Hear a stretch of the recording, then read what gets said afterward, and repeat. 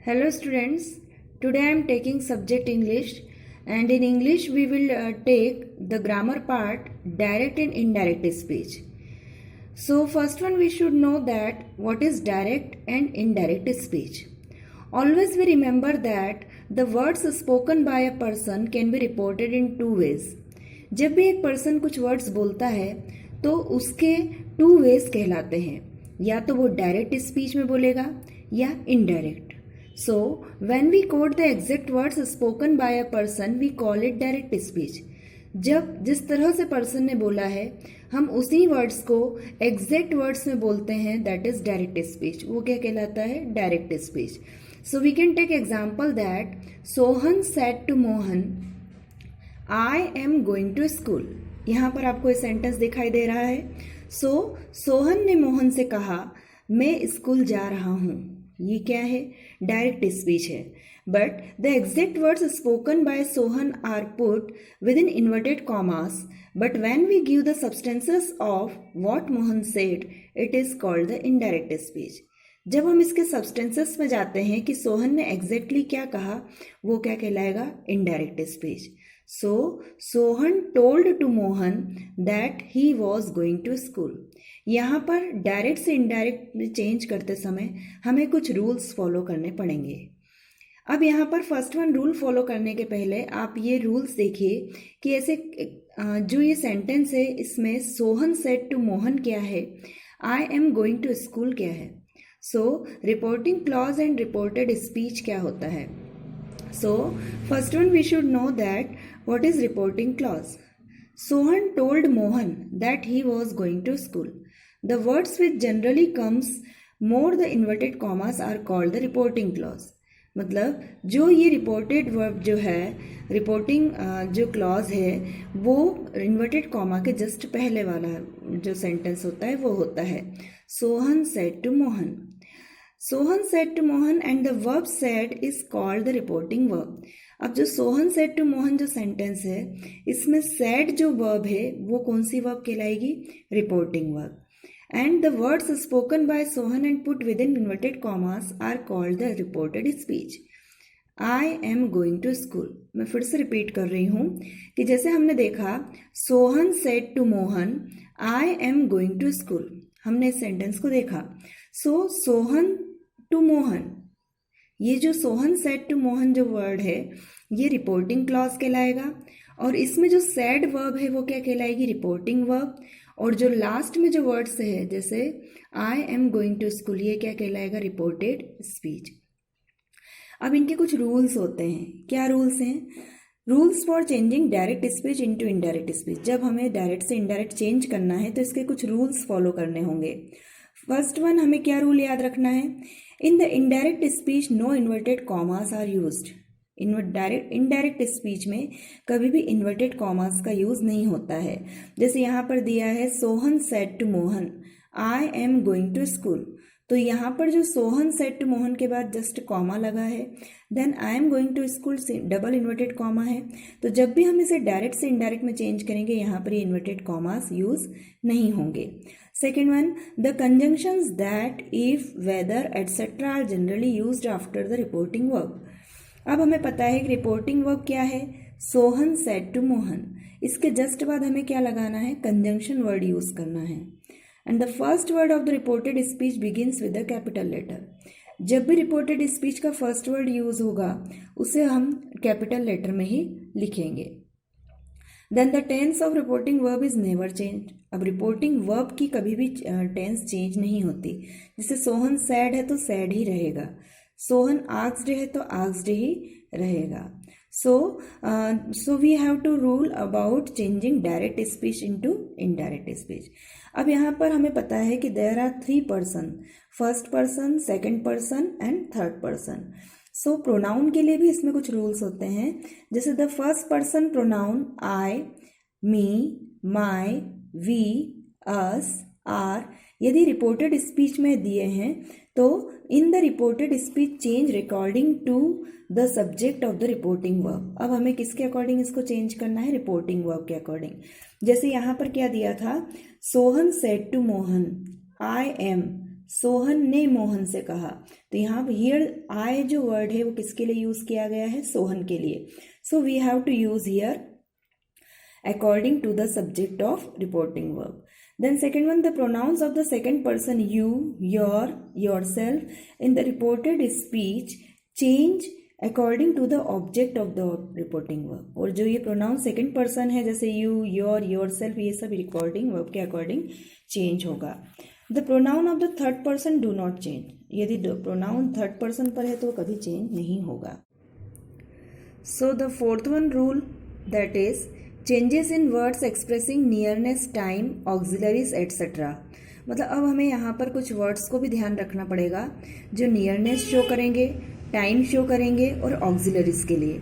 जैसे direct sentence में यदि आपको दिस वर्ड दिया है तो इनडायरेक्ट बनाते समय हमें दिस को किस में चेंज करना होगा? दैट में. सो जैसे दीज दिया है डायरेक्ट सेंटेंस में THE वर्ड्स दिया है. सो जब हम डायरेक्ट से इनडायरेक्ट में चेंज करेंगे तो वो क्या हो जाएगा? दोज. जैसे आई लाइक दीज बुक्स, तो ये जब डायरेक्ट से इनडायरेक्ट में चेंज होगा तो क्या हो जाएगा? He liked those books. यदि डायरेक्ट में नाउ दिया है तो then it will change into then. Direct में यदि हियर वर्ड दिया है so it will change into there.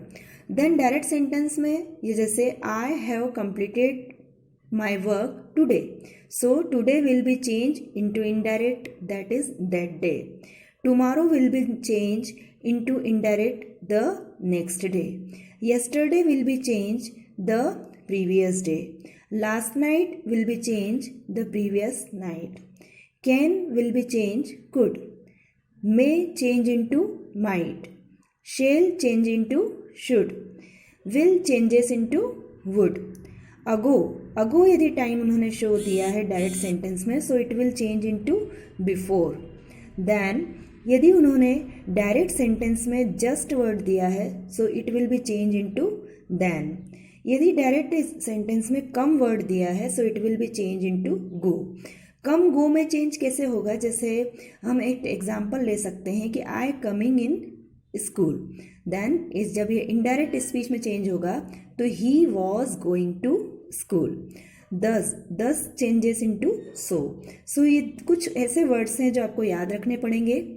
जैसे दीज का दैट होगा, these those, now it will change in then, here there, today that day, tomorrow the next day, yesterday the previous day, last night the previous night, can could, may might, shall should, will would, ago before, just then, come go, thus so you should write in your notebook also.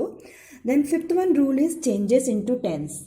हमने active tense जो है classes में पढ़े थे उसी के according अब हमें यहाँ पर डायरेक्ट टू इनडायरेक्ट चेंज करना होगा.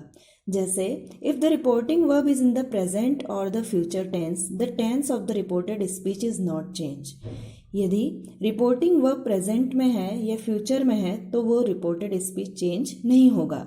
जैसे Satish says I am flying a kite, so it will change into indirect Satish says.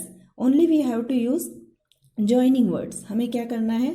Joining words use करना है. जैसे Satish says that he is flying a kite.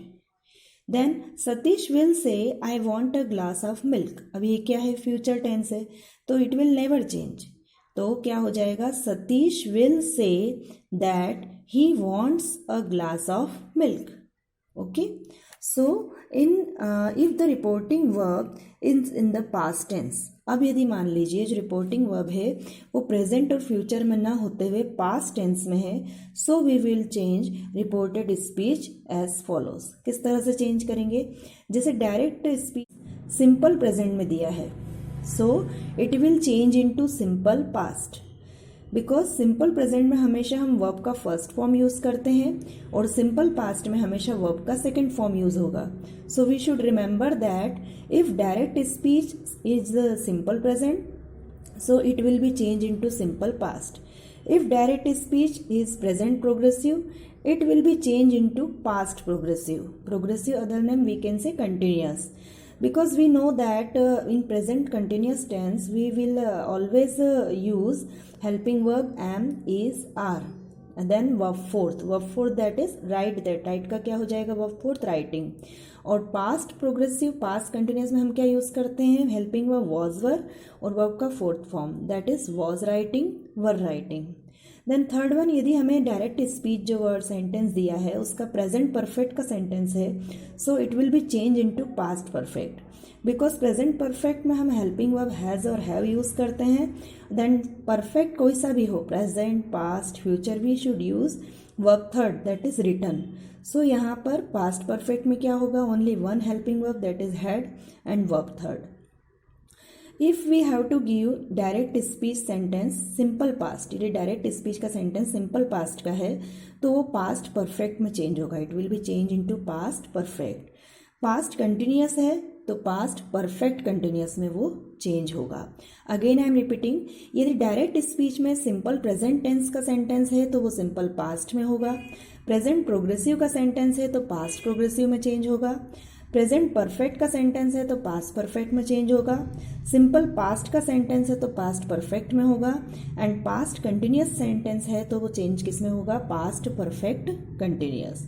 So if the direct speech expressions a historical fact. अब हमें इनके अलावा कुछ और भी बातें याद रखनी होगी कि यदि डायरेक्ट स्पीच का जो सेंटेंस है वो क्या एक्सप्रेस कर रहा है, कि वो कोई हिस्टोरिकल फैक्ट एक्सप्रेस कर रहा है या यूनिवर्सल ट्रूथ एक्सप्रेस कर रहा है या हैबिचुअल फैक्ट जो हमारी हैबिट में है, then the tense of the direct speech will not change. तो इस तरह के जो सेंटेंस एक्सप्रेस करते हैं जैसे हिस्टोरिकल फैक्ट या यूनिवर्सल ट्रूथ या हैबिचुअल फैक्ट, तो ये चेंज नहीं होते हैं.